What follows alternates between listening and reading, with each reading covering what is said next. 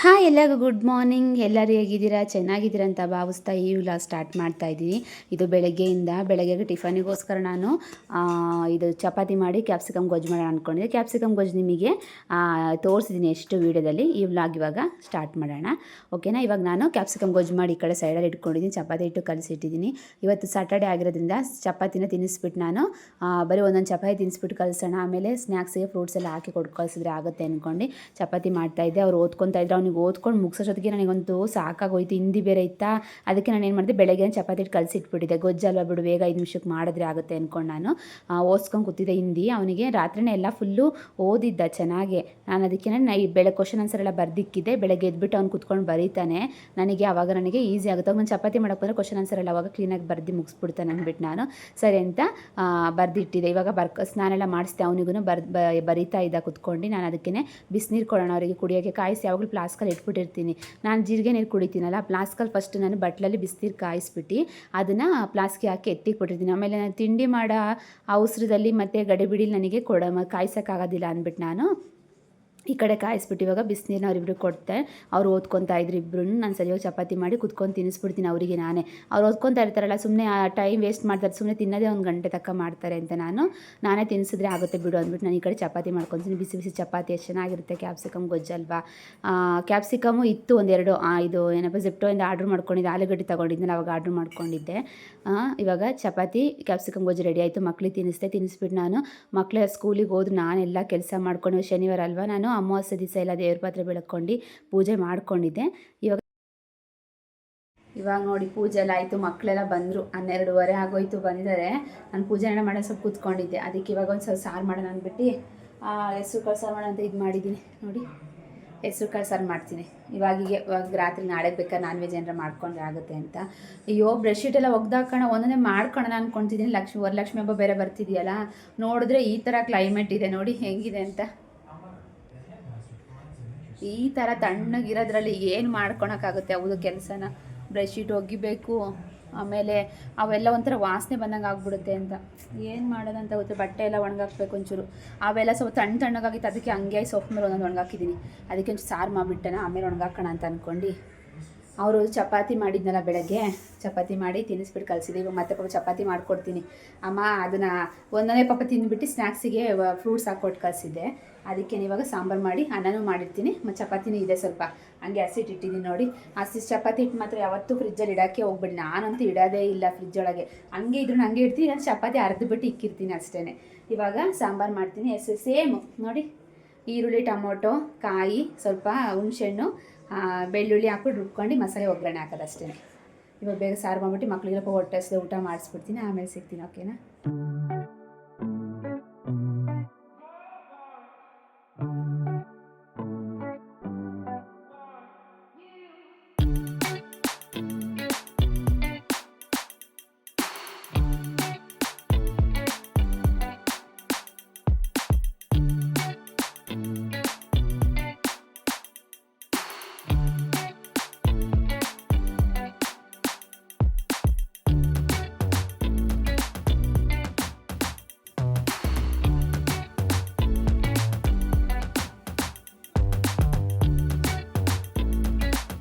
ಇವಾಗ ಅಡುಗೆ ಎಲ್ಲ ಆಯಿತು. ಊಟ ಮಾಡಿಸೋಣ ಅಂದ್ಬಿಟ್ಟು ನಾನು ಇವಾಗ ತುಪ್ಪ, ಹೆಸ್ರು ಕಾಳು ಸಾರು, ಅನ್ನ ಬಿಸಿ ಬಿಸಿ. ಇವಾಗಂತೂ ಮಳೆ ಬರೋಂಗೆ ಆಗಿತ್ತು. ನೋಡಿದ್ರೆ ಊಟ ಎಲ್ಲ ಮಾಡಿ ಕುತ್ಕೊಂಡು ಸ್ವಲ್ಪ ಟಿ ವಿ ನೋಡ್ತಾ ಇದ್ವಿ. ಮಳೆ ಬಂತು ಎಷ್ಟು ಜೋರಾಗಿ ಬರ್ತಾಯಿತ್ತು ಅಂದರೆ ಮಾತ್ರ. ನಾನು ಬಾಲ್ಕನಿ ಕ್ಲೋಸೇ ಮಾಡಿರಲಿಲ್ಲ. ಈ ಕಡೆ ಸೈಡು ಒಂದು ಸ್ವಲ್ಪ ಓಪನ್ ಇರುತ್ತಲ್ಲ, ಯಾವಾಗಲೂ ನೋಡಿಕೊಂಡ್ರೆ ಮಳೆ ಎಲ್ಲ ಬರ್ತಾಯಿತ್ತು. ಅದಕ್ಕೆ ನಾನು ಓಪನ್ ಮಾಡ್ಕೊಂಡು ಇವಾಗ ಕ್ಲೋಸ್ ಮಾಡ್ತಾಯಿದ್ದೆ ನೋಡಿ. ಟಿ ವಿ ನೋಡ್ಕೊಂಡು ಮೂವಿ ನೋಡ್ಕೊಂಡು ಕೂತಿದ್ವಿ ನಾವು. ಚೆನ್ನಾಗಿತ್ತು. ಅಮೆಝಾನ್ ಪ್ರೈಮಲ್ಲ ತೆಲುಗು ಮೂವಿ, ಅದಕ್ಕೆ ಅದು ನೋಡ್ಕೊಂಡು ಕೂತಿದ್ವಿ. ಅದಕ್ಕೆ ಅಳಸನೇನು ತೊಗೊಂಬಂದಿದ್ದು ನಮ್ಮನೆ, ಚಿಕ್ಕದು, ಅದು ಪುಟಾಣಿದು. ಅದು ನೋಡಿದ್ರೆ ಚಿಕ್ಕದು ಪುಟಾಣಿ ಸರಿ ಬಿಡು ಅಂದ್ಬಿಟ್ಟು ನಾನು ಕೊಯ್ದು ನೋಡಿದ್ರೆ ಫುಲ್ಲು ಸಣ್ಣದು. ಸೇಮ್ ಅಳಸನೇನು ಬೀಜ ಹೆಂಗಿರುತ್ತೆ ಆ ಥರ ಚಿಕ್ಕ ಪುಟಾಣಿದಿತ್ತು. ನಾವು ಮೂವಿ ನೋಡ್ಕೊಂಡು ಸರಿ ನಾನು ಕೊಯ್ದು ಕೊಡ್ತೀನಿ ಅಮ್ಮನೇ ತಿನ್ನು, ಅದಕ್ಕೆ ಸಂಜೆ ಬೇಕಾ, ಅವಳು ಹೊರಗಡೆ ಸೈಕಲ್ ಹೊಡೆಯೋಕೆ ಹೋಗೋಣ ಮಮ್ಮಿ ಸ್ವಲ್ಪ ಹೊತ್ತು ಅಂತ ಹೇಳ್ತಾ ಇದ್ಲು. ಅದಕ್ಕೆ ಸರಿ ಅಳಸನೇನು ತಿಂದ್ಬಿಟ್ಟು ನಾವು ಹೋಗೋಣ ಬಿಡು ಅಂತ ಅಂದೆ. ಅದಕ್ಕೆ ಇವಾಗ ಕೊಯ್ತಾ ಇದ್ದೀನಿ. ಚೆನ್ನಾಗಿತ್ತು. ಗಮ್ ಅಂತ ಇತ್ತು ಮಾತ್ರ. ನೋಡಿದ್ರೆ ಬೀಜ ಮಾತ್ರ ಸಣ್ಣ ಸ್ವೀಟಾಗೇ ಇತ್ತು. ಚೆನ್ನಾಗಿತ್ತು, ಅಷ್ಟೊಂದೇನಿಲ್ಲ. ಆದರೆ ನನಗೆ ಬಿಡ್ಸೋಕೆ ಮಾತ್ರ ತುಂಬ ಕಷ್ಟ ಆಗ್ತಿತ್ತು ನೋಡಿ. ಅದು ತೋಳೇನೇ ಇಲ್ಲ, ಸಣ್ಣ ಪುಟಾಣಿದು. ಅದಕ್ಕೆ ಬಿಡಿಸ್ಬಿಟ್ಟು ನಾನು ಫಿಲಮ್ ನೋಡ್ಕೊಂಡು ಕುತ್ಕೊಂಡು ನನ್ನ ಮಕ್ಕಳು ನಾನು ಕುತ್ಕೊಂಡು ತಿಂತಾಯಿದ್ವಿ. ನೋಡಿ ಎಷ್ಟು ಸಣ್ಣ ಸಣ್ಣವಿದ್ದಾವೆ ಅಂತ ನೋಡಿ. ನಾನು ವಾಕ್ ಮಾಡ್ತಾ ಇದ್ದೀನಿ, ಸುಮ್ಮನೆ ಒಂದೆರಡು ರೌಂಡ್ ವಾಕ್ ಮಾಡ್ಕೊಂಡು ಮನೆಗೆ ಹೋಗೋದು.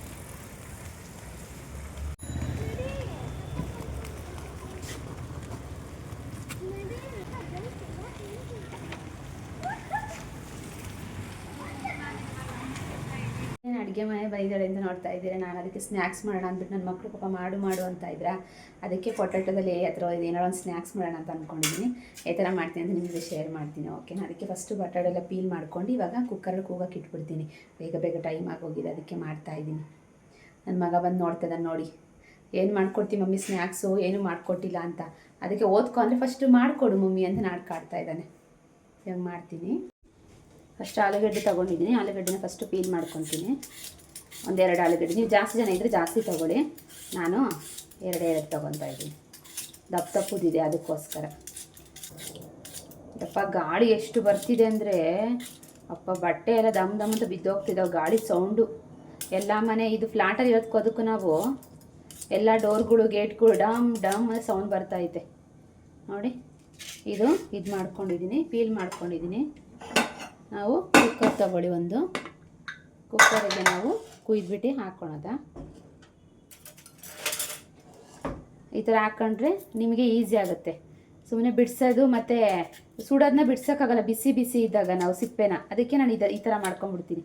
ಆಲೂಗಡ್ಡೆ ಪಲ್ಯ ಮಾಡೋದಾದ್ರೂ ಅಷ್ಟೇ, ಏನಾರ ನಾನು ಬೇಗ ಮಾಡ್ಬೇಕಂದ್ರೆ ನಮಗೆ ಕಷ್ಟನೇ ಅನಿಸಲ್ಲ. ಬಿಸಿ ಇದ್ದಾಗ ಬೇಕಾದ್ರೆ ನೀರನ್ನ ಸೋಸ್ಬಿಟ್ಟು ಸ್ಮ್ಯಾಶ್ ಮಾಡ್ಕೊಬೋದು.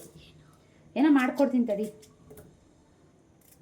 ಇನ್ನೊಂದು ತೊಗೋಬಾಪ ಆಲೂಗಡ್ಡೆ, ಯಾಕೋ ಸಾಕಾಗೋದಿಲ್ಲ, ಇನ್ನೊಂದು ಹಾಕ್ತೀನಿ. ಅಲ್ಲಿ ಈರುಳ್ಳಿ ಪುಟ್ಟೊಳಗೈತೆ ನೋಡುವ, ಈರುಳ್ಳಿ ಪುಟ್ಟೊಳಗೆ ಅಲ್ಲಿ ಹೊರಗಡೆ ಬಾಲ್ಕನಿಲಿ ಇನ್ನೊಂದು ಹಾಕ್ತೀನಿ. ಯಾಕೋ ಸ್ವಲ್ಪ ಇದ್ದಂಗಿದೆ, ನೋಡ್ಕೋಬೇಕು ನೋಡಿ ಹೆಂಗಾಗೈತೆ ಅಂತ. ಇದು ನೋಡೋಕೆ ಮಾತ್ರ ಹೊರಗೆ ಚೆನ್ನಾಗಿದೆ.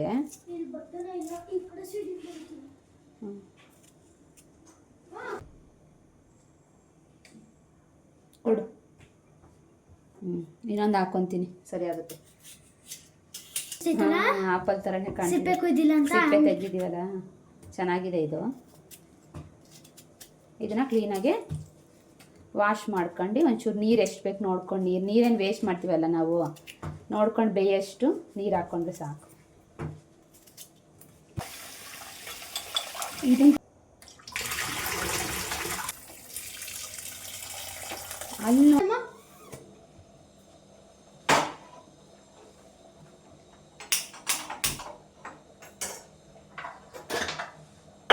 ಸ್ವಲ್ಪ ಉಪ್ಪು ಹಾಕ್ಬಿಟ್ಟಿಡಿ, ಒಂದು ಸ್ವಲ್ಪ. ಆಮೇಲೆ ನೋಡ್ಕೊಂಡು ಬೇಕಾದ್ರೆ ಉಪ್ಪು ಹಾಕ್ಕೊಂಡ್ರೆ ಆಗುತ್ತೆ.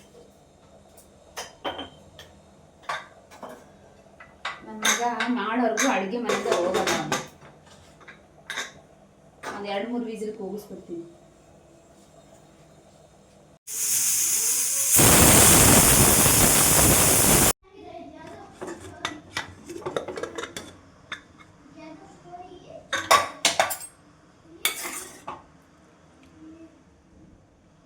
ಇವಾಗ ಒಂದು ಬಟ್ಲು ತೊಗೊಳ್ಳಿ. ಬಟ್ಲಿಗೆ ನಾನು ಇವಾಗ ಕೂಗಿಸ್ಕೊಂಡಿದ್ದೆ. ಆಲೂಗಡ್ಡೆ ಎಲ್ಲ ಇದಾಗಿದೆ. ಇದು ಏನಾಯಿತು ಅಂತಲೇ ಗೊತ್ತಾಗ್ತಿರೋ ನನಗೆ. ಮಾಡ್ಬೇಕಾದ್ರೆ ಫುಲ್ಲು ತೆಳ್ಳಗಾಯ್ತು. ಯಾಕೆ ತೆಳ್ಳಗಾಯಿತು ಅಂದ್ಕೊಂಡ್ರೆ, ನಾನು ಜಾಸ್ತಿ ಆಲೂಗಡ್ಡೆ, ನೀವು ಒಂದು ವಿಸಿಲ್ ಸಾಕು ಅಂದ್ಕೊತೀನಿ. ಇದು 2 ವಿಸಿಲ್ ಕೂಗ್ಸಿದ್ರೆ ಅದಕ್ಕೆ ನೀರು ಜಾಸ್ತಿ ಆಯಿತೋ ಏನೋ ಗೊತ್ತಿಲ್ಲ, ತುಂಬ ಒಂಥರ ಪಾಯಸ ಥರ ಆಗ್ಬಿಡ್ತು. ನನಗೆ ಎಣ್ಣೆಲಿ ಹಾಕೋಕ್ಕೆ ತುಂಬ ಕಷ್ಟ ಆಗ್ತದೆ. ಟೇಸ್ಟ್ ಮಾತ್ರ ಸೂಪರಾಗಿ ಬಂದಿತ್ತು. ನಾನು ಅದಕ್ಕೆ ಇನ್ನೂ ಸ್ವಲ್ಪ ಕಾರ್ನ್ಫ್ಲೋರ್ ಹಾಕ್ಕೊಂಡು ಸರಿ ಮಾಡ್ಕೊಂಡು, ಅದು ಸರಿ ಆಗ್ತಾನೆ ಇರಲಿಲ್ಲ. ಆದ್ರೂ ಟೇಸ್ಟ್ ಮಾತ್ರ ಚೆನ್ನಾಗಿತ್ತು.